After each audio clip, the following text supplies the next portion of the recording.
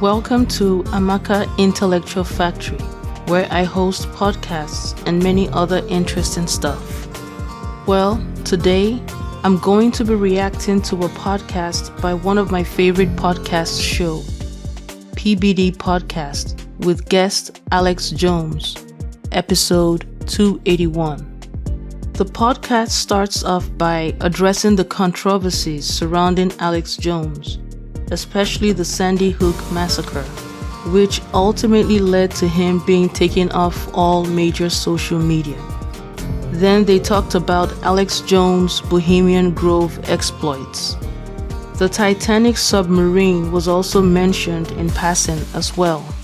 For me, things started to get really interesting in this episode of PBD Podcast when their conversation changed to the current events in Russia and Ukraine. So, according to the reports of major news organizations, including the Wall Street Journal, which was personally referenced by PBD, Patrick Bet-David himself, Russia's Putin orders military to crush Wagner power grab, calls it treason.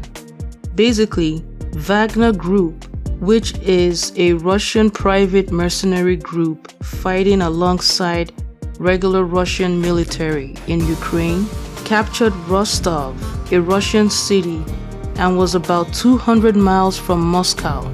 This is what Putin called treason. Alex Jones' opinion was sought, and he said a lot of eye-popping stuff. He wouldn't be Alex Jones if he didn't, right? He started by saying he studies geopolitics, and this development is the most dangerous development in modern history with nuclear weapons. Alex Jones also said that if you're familiar with Russian history, if a leader fails a war, they always kill him. He said Putin is a soft liner compared to other hardliners that are trying to take control. Then he asked some very interesting questions. Is the Russian military working with the West? This question rang a bell in my head because not too long ago, we had the Pentagon leaks. In fact, the first video I posted on my channel is an educative comedic skit on the Pentagon leaks. And part of the Pentagon leaks reports stated that the US had penetrated the Russian defense.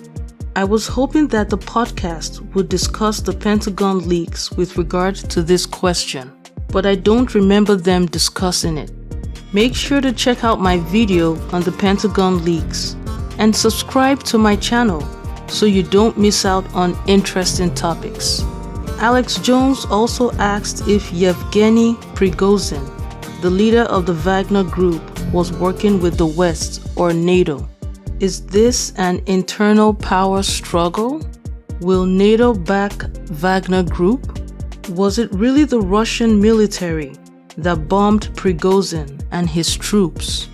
Alex Jones said that how things work in Russia is that everyone works in unison until all the knives come out, and that the last time they moved the chairs around in 1999, Boris Yeltsin disappeared and we got Putin, that Russia is now under martial law and he would be doing an emergency broadcast.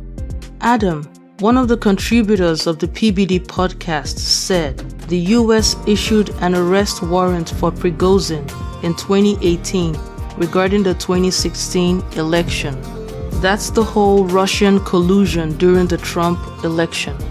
Vinny, also one of the contributors of the PBD podcast, said that Americans who don't understand what is going on would be cheering a Russian invasion by the Wagner Group.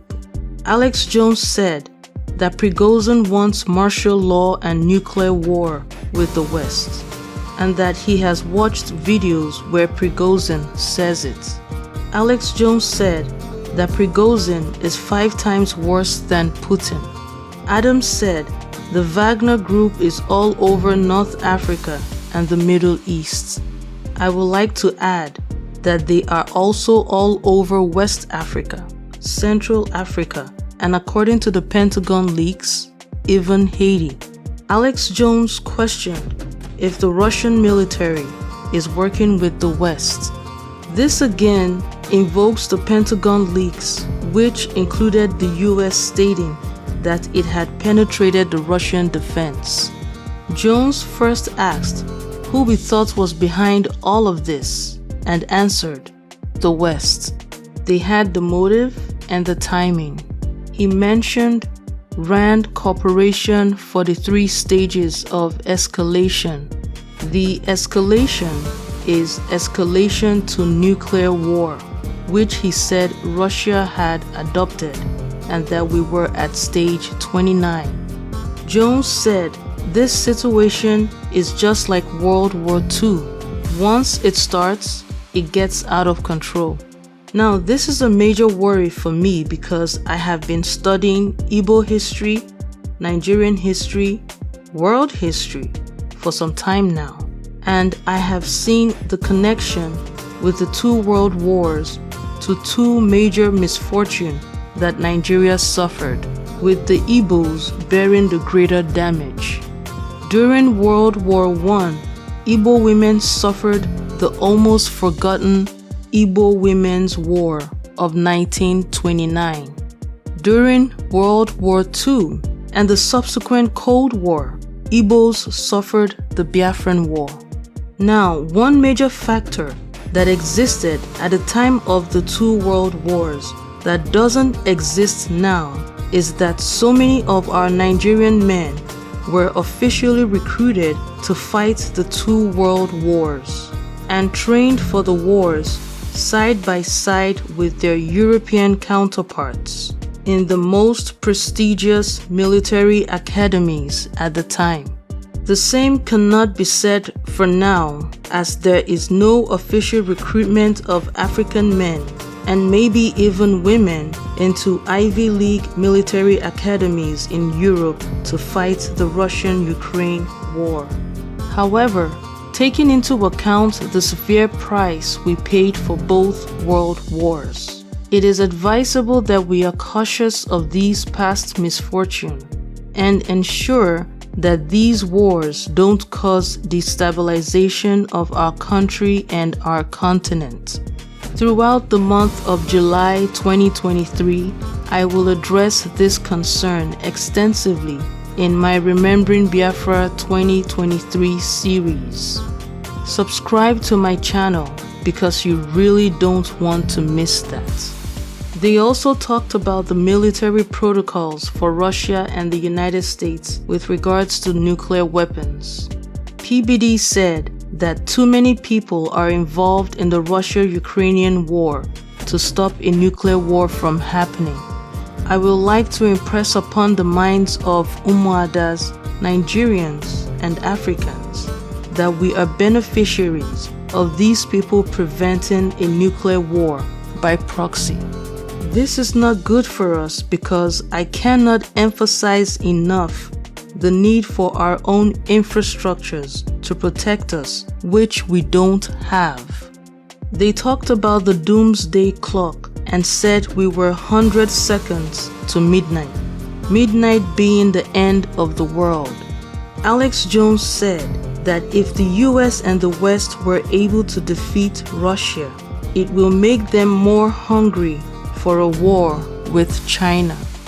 Then they talked about Hunter Biden's laptop videos, why Alex Jones was not on Twitter, and ending the podcast, they said AI and deepfake are a growing threat. Now, as for AI and deepfake, that's another topic for discussion. As usual, PBD Podcast did not disappoint. There is a reason why it is currently one of the best podcasts in the world. And you know what? I actually look forward to being a guest on PBD Podcast. Now, won't that be something? Well, that's all I have to say for now. Do subscribe, share my videos, and show some love. Take care of yourselves and bye for now. Cheers!